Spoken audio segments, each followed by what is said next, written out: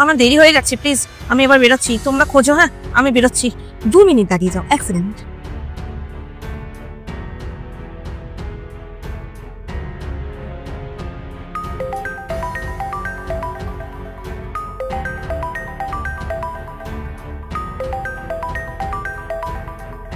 আমার হাজবেন্ডের ফোন তোমার ব্যাগে কেন? ফোন যখন ওনার ব্যাগে আছে, টাকাটাও তাহলে ওনার ব্যাগেই রয়েছে। চেক করো না ব্যাগ।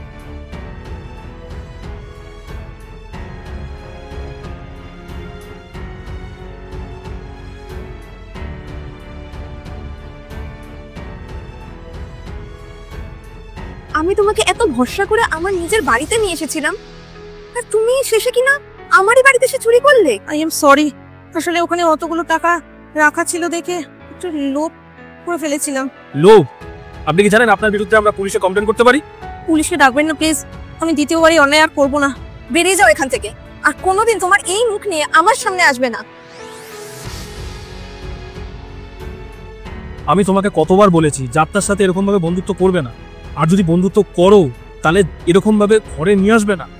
বাড়ি থেকে দেখে সবাইকে ভালো মনে হয়, কিন্তু কার মনে কি আছে সেটা কি বাইরে থেকে দেখে তুমি বুঝবে? তুমি ঠিকই বলেছো, আমি একটু বেশি বিশ্বাস করে ফেলি সবাইকে।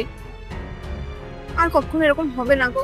দেখো, আমি কারোর সাথে তোমাকে কথা বলতে বারণ করছি না, তুমি বন্ধুত্ব করো, কথা বলো, কিন্তু যতক্ষণ না পর্যন্ত তুমি বুঝতে পারছো সে ভালো মানুষ, ততক্ষণ পর্যন্ত অন্তত তাকে ঘরে নিয়ে এসো না। আচ্ছা ঠিক আছে, যাও একটু কফি বানিয়ে নিয়ে আসো আমার জন্য, কতক্ষণ থেকে তোমার ওয়েট করছি জানো। যাও। ঠিক আছে।